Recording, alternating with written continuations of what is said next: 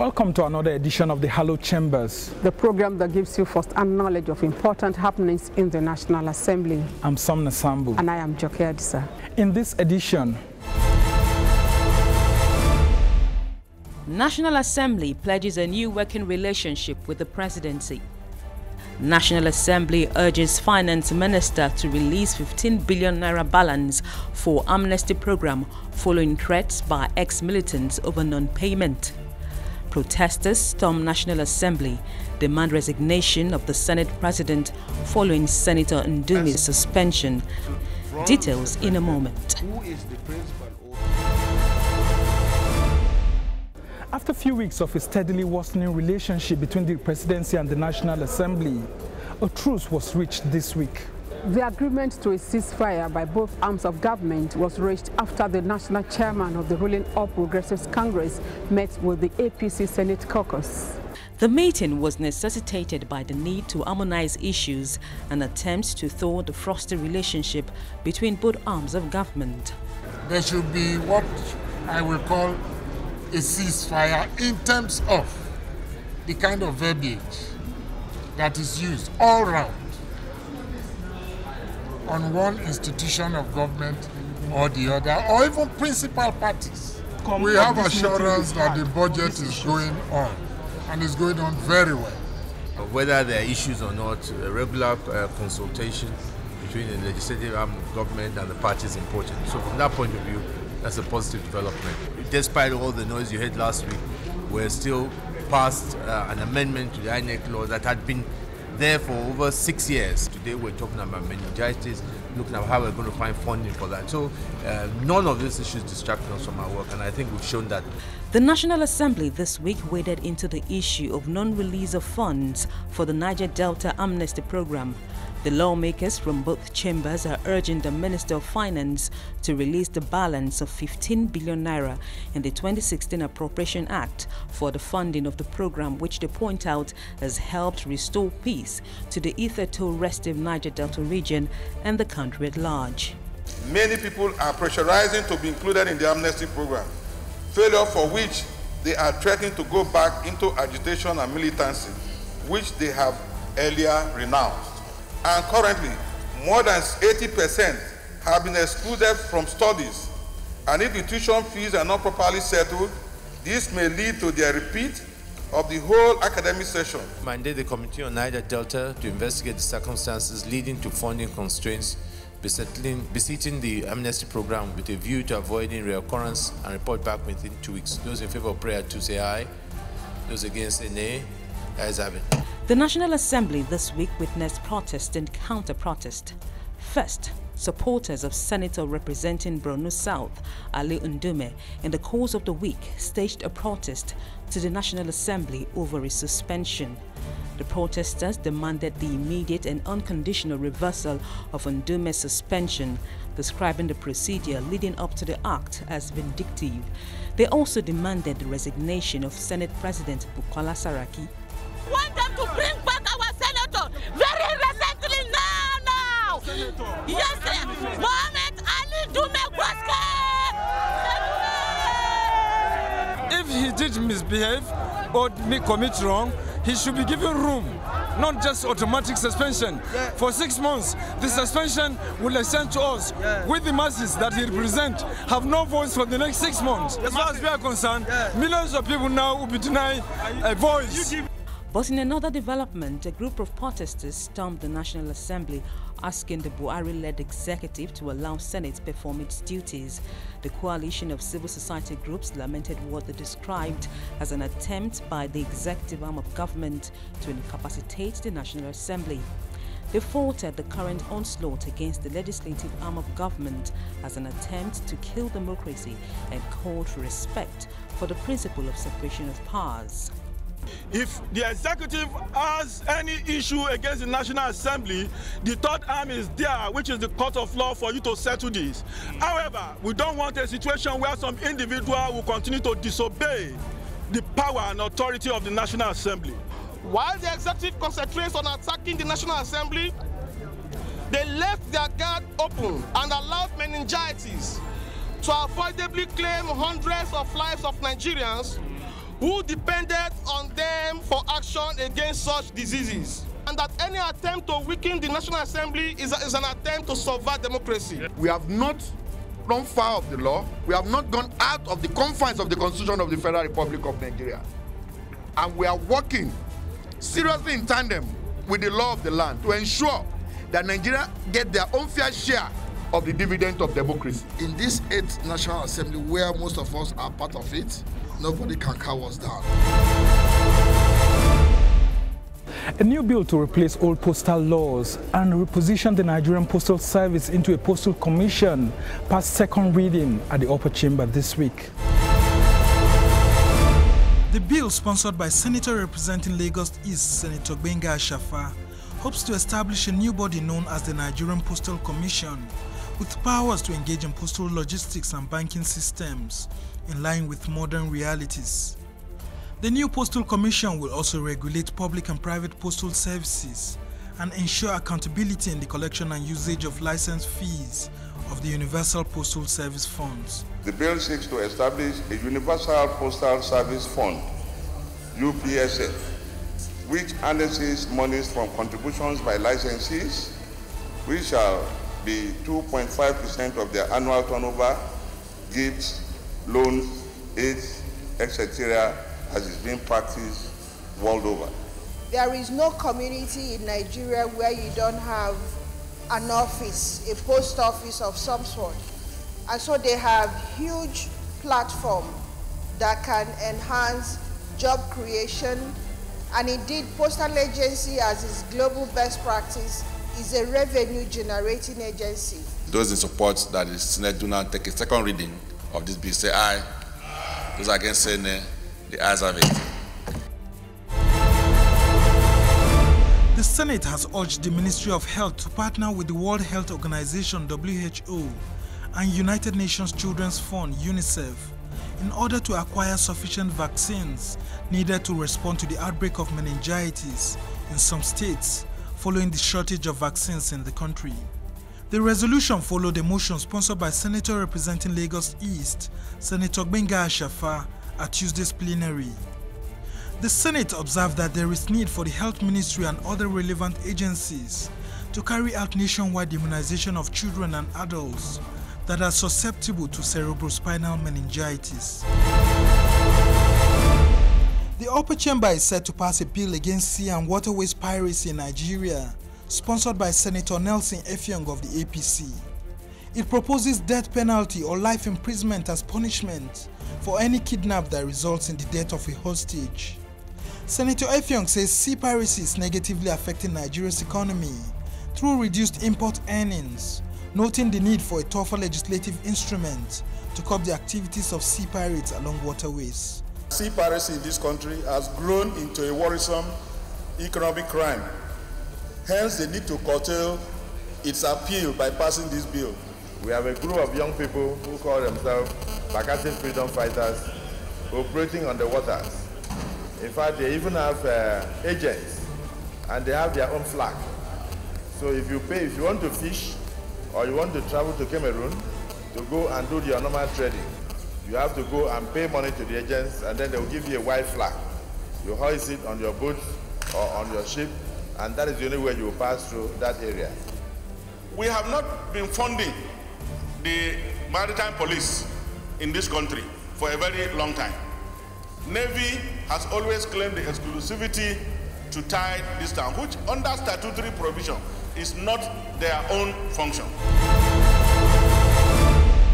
The Senate is set to investigate the use of speed limit devices introduced by the Federal Road Safety Commission to curb road accidents in the country. The resolution followed a point of order raised by Senator Dino Melaye, who asked the Senate to stop the policy because of the cost, as it is bound to unleash more hardship on Nigerians. The Senate charged its Committee on Federal Character to carry out a holistic investigation of plans by the FRSC to introduce and sell the speed limit devices to road users. And this device is to be sold to individuals by road safety. And if you have 2 cars, you buy 2 devices, and it's to limit your, it's a speed limit device. This is not the time to bring economic hardship upon the already traumatized people of this country. The committee on, I think it's federal characters, and Senator Tijani Kaura will look into this matter at the committee level and if they bring any report back to us. The House of Representatives has frowned at the pitiable conditions of pensioners due to unpaid emoluments, saying it will no longer accept any reason whatsoever for attention not to be paid to the pension fund. These were the words of Speaker YAKUBU DOGARA after the legislators met with the federal government team on prevailing indebtedness to the nation's senior citizens. The Green Chamber mandated the Reconciliation Committee, led by the Finance Minister, to speed up its assignment and ensure that Nigeria's senior citizens deserving of pensions are not made to suffer before they are paid. The law requires that the Budget Office transfers to the fund an amount based on 5% of the total wage bill. And so that is really where the problem arose. It wasn't a money issue, and I stand by it. It's a people issue, and it's not a partisan issue. And I think it's wrong for anybody to say that we are passing the buck. But it is a fact that we inherited a problem. I want to use this opportunity to thank Mr. President. He is a listening president. When the president speaks, he speaks from his heart, not from his head. And since he has directed the ministers that they must solve this problem, I believe this problem will be solved. This House will not accept any excuse that leaves part of these pension funds hanging. A bill for an act to empower the National Assembly to remove state governors has failed in the House of Representatives, with majority of members in agreement that it lacks moral and legal sense. The bill is sponsored by Representative Edo Kwajak, the only senior advocate of Nigeria in the House. The House Committee on Petroleum Downstream is to investigate alleged illegal diversion of petroleum products at the NNPC depot located at Suleja, Niger State, as well as dig into the attendant fire incidents associated with such illegal diversion of petrol. This resolution was on the strength of a motion presented by Representative Muhazu Lawal on the floor of the House. We will go on a short break, and when we return, we will bring to you updates on the oversight activities of lawmakers this week. To contribute, you can tweet using our TVC Connect hashtag the Hallowed Chambers. Stay with us.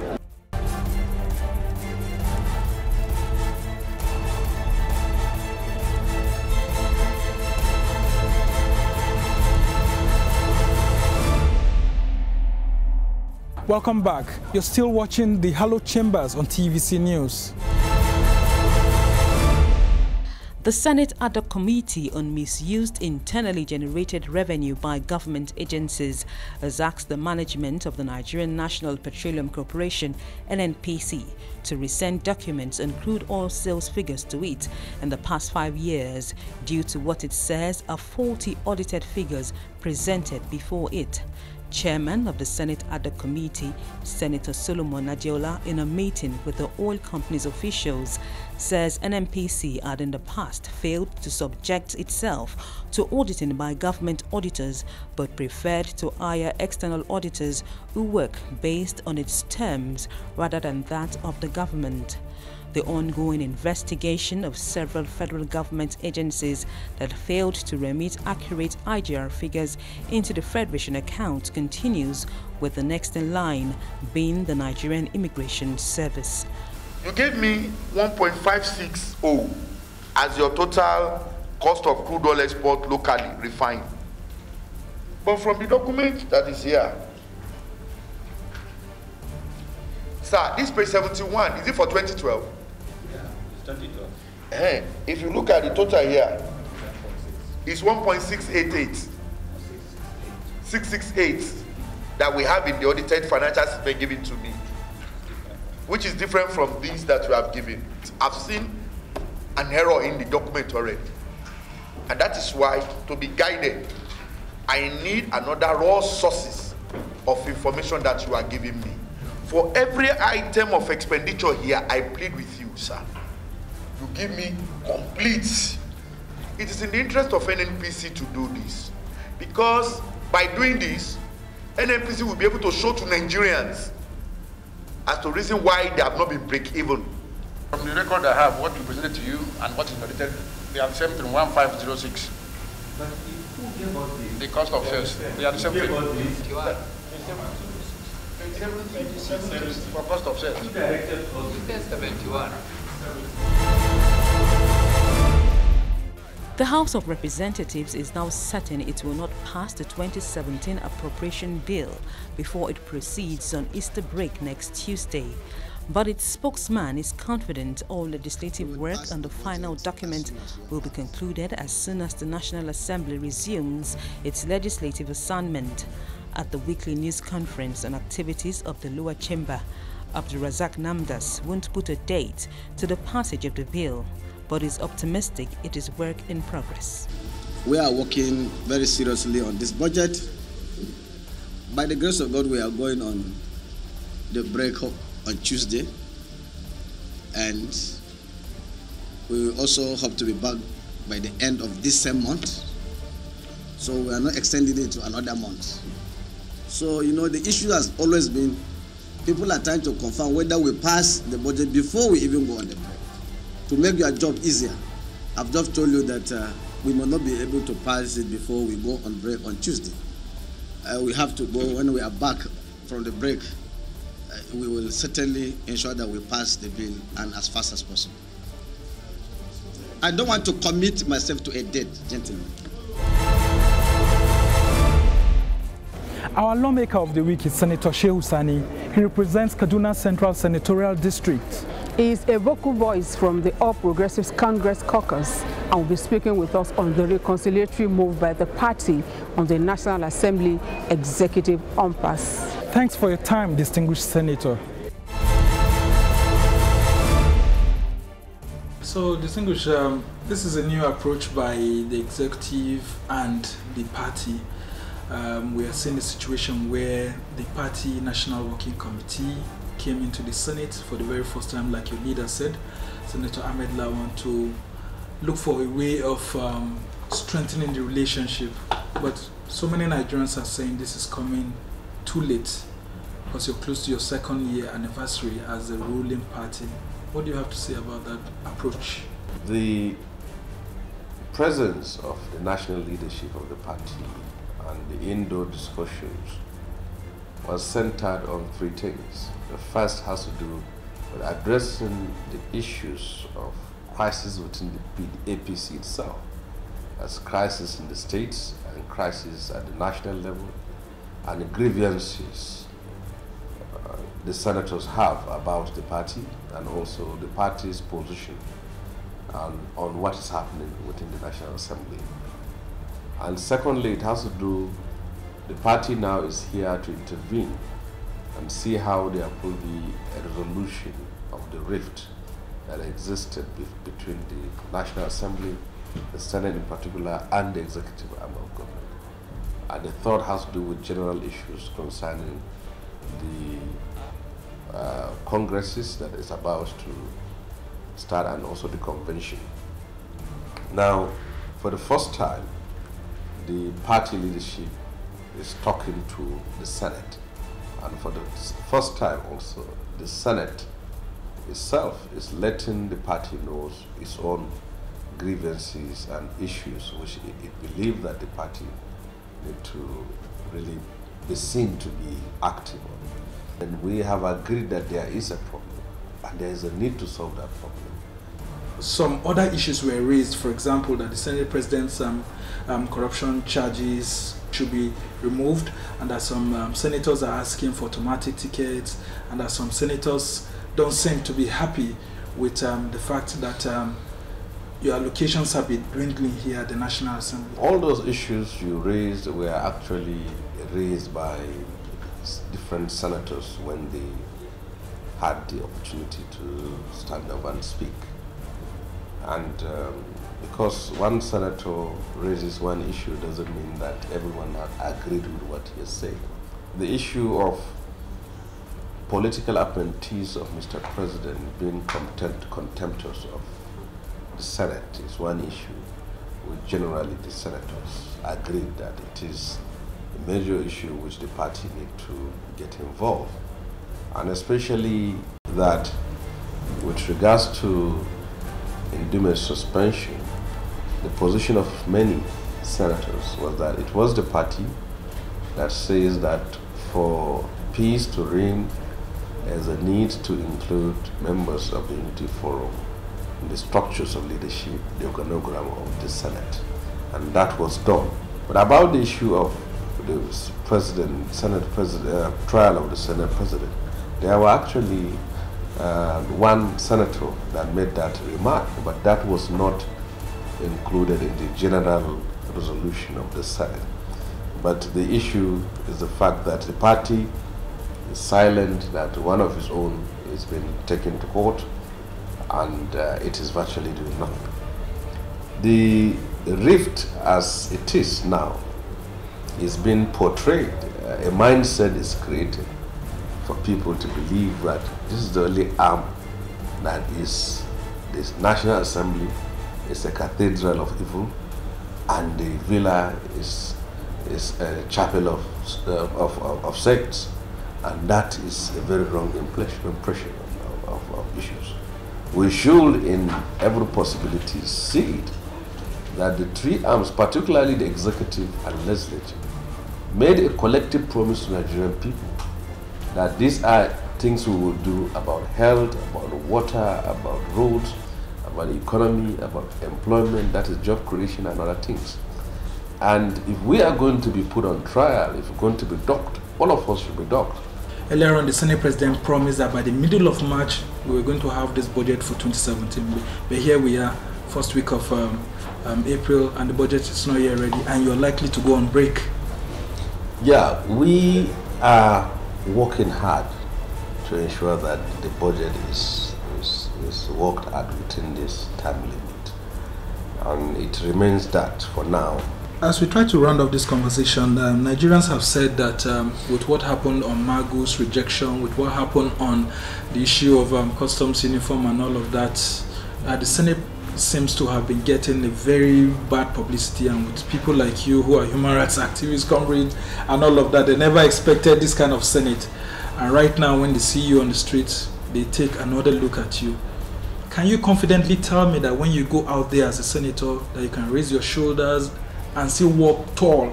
I don't have problem with Magu. I was never a governor. I was never a minister. I looted nobody's money. And if you bring 10 Magus to me, I have nothing wrong, whether Magu or no Magu. And as far as I'm concerned, he's been doing a good job. That is very clear to me. So, but I think we are also missing the point. He is a victim of intra-cabal warfare within the presidency. And it is unimaginable that a president will send a nominee to the National Assembly and then a report from an arm of the presidency also wrote a negative report about him. So what can anybody do about that? If Magu was from the go intended for him to be cleared, he will have come with a good report, and the president will have interceded in such issues. That would have been very easy to do. As for the issue of the customs, I see that the uniform issue simply beclouded the most important issue, which Nigerians are. Nigerians were in support of the National Assembly, Senate, when it comes to the issue of restraining him on the issue of the duty. But when the uniform came, the irrelevant now took the stage of the relevant. And that is another problem we have. So as far as I'm concerned, I think we have not been using our power as a majority in the National Assembly and the country to work together. If we have done that, many things could not have happened. The dilemma of the situation is that if we approve every executive request, it will be tagged as a rubber stamp, National Assembly. And if we question bills, scrutinize them, screen them, and filter them, we will also be accused of disloyalty.